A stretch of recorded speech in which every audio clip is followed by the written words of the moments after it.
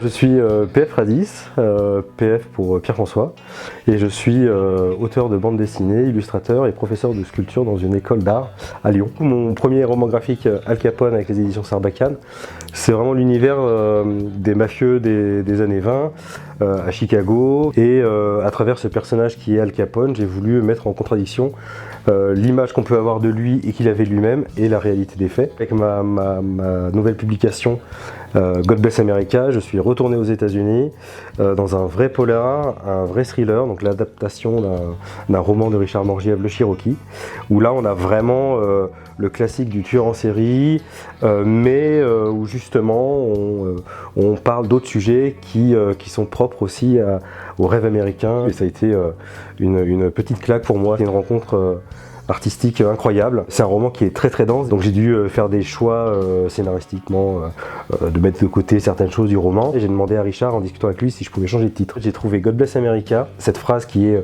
presque symbole d'Amérique et de rêve américain, parce que pour moi ça résume parfaitement l'Amérique des années 50, mais l'Amérique actuelle aussi. C'est pour ça d'ailleurs que j'ai voulu mettre l'image dans le titre, pour dire au lecteur ce qu'il y a vraiment derrière ce message que les Américains citent à tout va. On s'attend vraiment à avoir un polar assez classique qui en fait il nous mène là où on ne veut pas aller, là où ça dérange une Amérique puritaine des années 50, et où un shérif tombe amoureux d'un autre homme, et où le mal vient de l'intérieur et pas forcément des communistes ou des martiens comme à l'époque on pouvait le croire. On se rend compte que le lien entre les années 50 et 2025-2026 il est très présent et très proche malheureusement.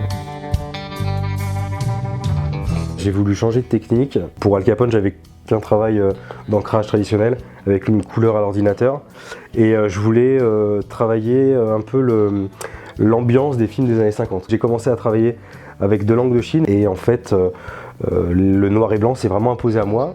Et en fait c'était évident, j'enlève le bois avec une lame de cutter pour avoir que la mine du crayon de couleur, parce que c'est un peu plus gras et ça se tient un peu plus que le fusain, et je le broie à la main. Donc j'ai dépioté entre 30 et 40 crayons de couleur noire, et je fais ma poudre comme ça.